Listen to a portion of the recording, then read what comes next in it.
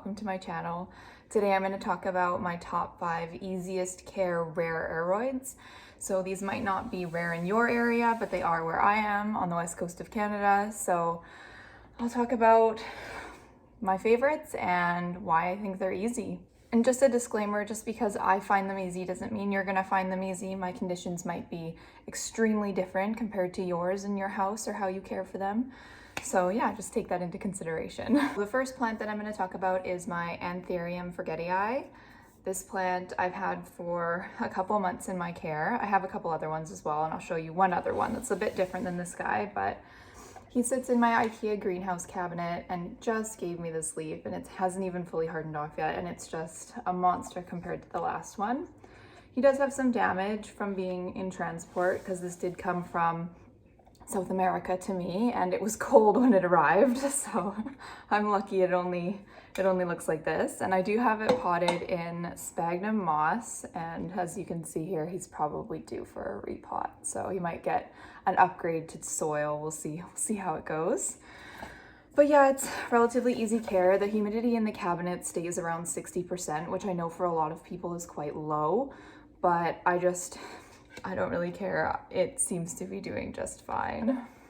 And the other one that I have is in different conditions. This is in house conditions. So its home is actually just over there. There's a little humidifier there, and it just sits on top of the shelf there. And yeah, it just gets house conditions. Humidity is around 50 to 60%, and it fluctuates quite often. There isn't really a steady amount of humidity in that area. But yeah, it's a little bit different. He has more silver, and it's quite dark. There is some leaf problems that I've had, but again, that's just what comes with having houseplants in your house that are normally found in a tropical rainforest, and it is not raining in my house every day. And even though I do have a humidifier that runs when the humidity drops at a certain point, there's still gonna be a bit of leaf crisp depending on if I remember to water it. That's the biggest thing. I am a lazy plant mom and I forget to water. Next plant that I'm gonna talk about is one that has been on my wish list forever, and one of my really good friends, Ren, she gave it to me in a trade, and it's popped out so many leaves since I've gotten it. It was already an amazing specimen when she gave it to me, but here it is. It is the Philodendron Gloriosum Fantasy, and look at this leaf. It's so stunning considering it had just the teeniest, it's in a terracotta pot inside of this. So let me just lift it and you can see how tiny the leaves were. This plant I love so much. I cannot express that, and it gets the same humidity as the Forgetii, generally around 60%, and that hasn't been an issue so far. She's been popping out new growth like no tomorrow. Even with this new leaf, I don't know if you're gonna be able to see it, but there's just like a new leaf even starting right there. So I am pretty damn excited about that. And yeah, she gets pretty good light in my cabinet as well.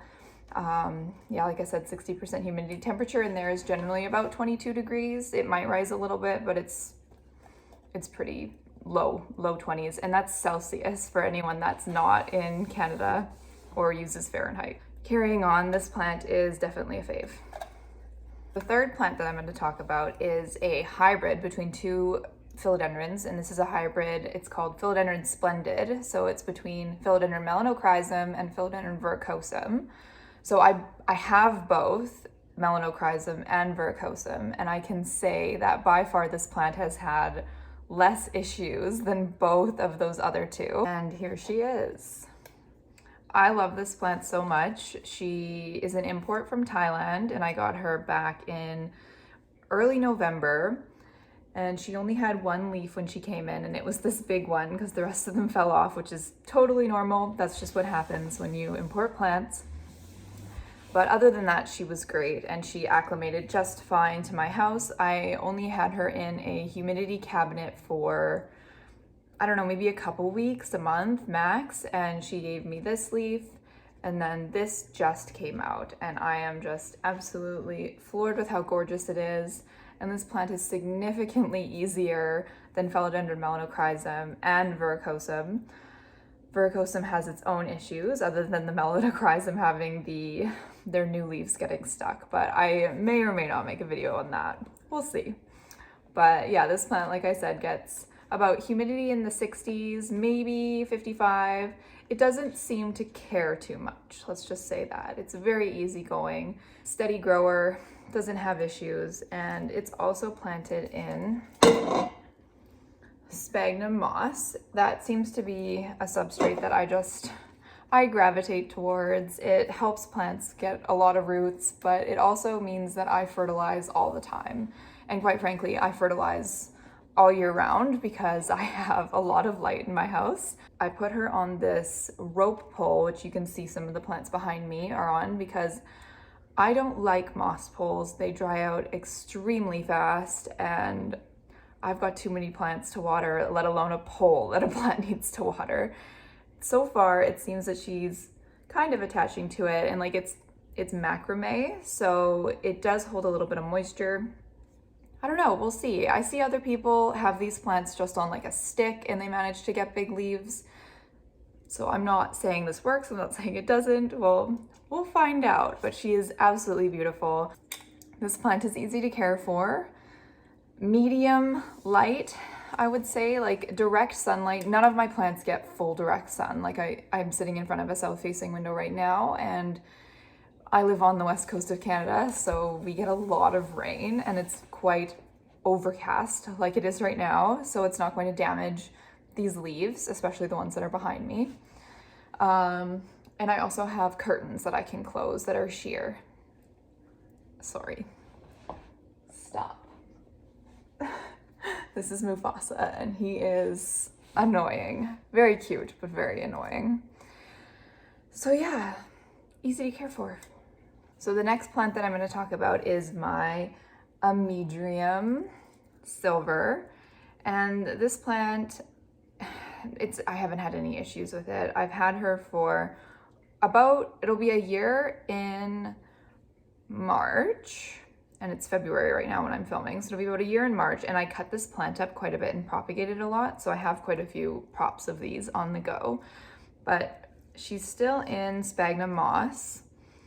I probably could up it to soil. I like moss as a substrate. Sphagnum moss is just so easygoing, and yeah, it dries out, but not as fast as the bloody poles do though. As I've said earlier, not a big fan. Probably will be switching it to the macrame pole eventually, but right now she's managed to get herself quite literally stuck to this pole. But it sits in a IKEA greenhouse cabinet, one of the Detolf ones, and the light that I have above it is actually a garage light from Amazon, which if people want a light video, I'll make one if it's wanted, I guess. But anyway, so that seems to be doing the trick. She just gave me this leaf, and I've got plenty more, and she's a beautiful plant, easygoing. I have seen people have issues with Amydriums doing their weird vining thing that they do, just kind of throw out a runner and just, that's all you get is like this long vine and you don't get any leaves. Luckily, this has not happened to me. There are a few nodes in between leaves, such as this one. So I got this leaf and then she kind of just gave me no leaf, but then I got this big one. So I'm sure it happens. I think that the main reason for the runners are they're looking for something to climb, or they just really hate the care that you're giving them and want to run away. Either way, something like that.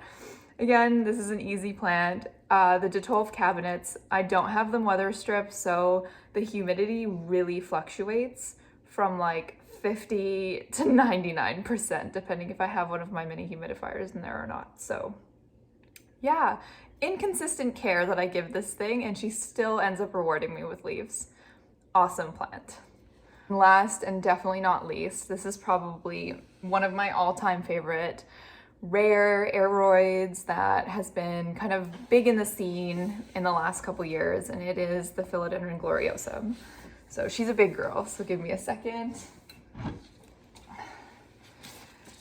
Oh, so I've had this plant for, I would say, It was a year in August is when I got her, and she was very small, and she's done nothing but grow for me. Like this plant, I don't know, I think she won't even fit in the frame. It's just too big of a plant, but that's all right with me. She's definitely my favorite, like I said, and this plant has been used and abused. She doesn't care about her conditions in the slightest, as long as she gets watered. She's given bright indirect light. She also sits on the bench behind the couch over there, where my cat is messing with some things, of course. And I've gotten 3 new leaves this winter. So the first one was this one, which is absolutely beautiful. Very wide sinus. The second one was this leaf, also gorgeous. And she just pushed this one out, like it hasn't even fully finished unfurling. So I don't know how big it's gonna get. Hasn't been super sunny, so we'll find out. But yeah, the care for this, just water it when she's dry and leave her be. The max humidity she gets is 60%, like probably 55 is fair to say where she lives. Even lower on days where it's really cold outside and the heat's just blaring. I have nothing bad to say about this plant. If someone is first getting into rare aroids, this is my #1 pick for them to get because it is so easy and so rewarding. I would suggest getting one that is already acclimated, so you may be paying more depending on what their prices are. I know right now their prices kind of vary where I am. Like you can find generally a smaller one for $50 and you get something like this. Like I haven't even seen anything like this, so I wouldn't even be able to put a price on it. But I would suggest getting one that's fully acclimated, and they'll grow for you. And they'll keep growing, and they have such a unique growth pattern compared to lots of the other philodendrons, such as like the climbing ones. It trails along the bottom of the pot, so she's about to escape her pot, but it's very difficult finding pots that I like that will work with this, so I may just let her crawl out of her pot. We'll see. We'll see how she does. But yeah, these are my top 5, and yeah, thanks for watching. I apologize for my super awkwardness, and this is my first video, so like and subscribe if you want more.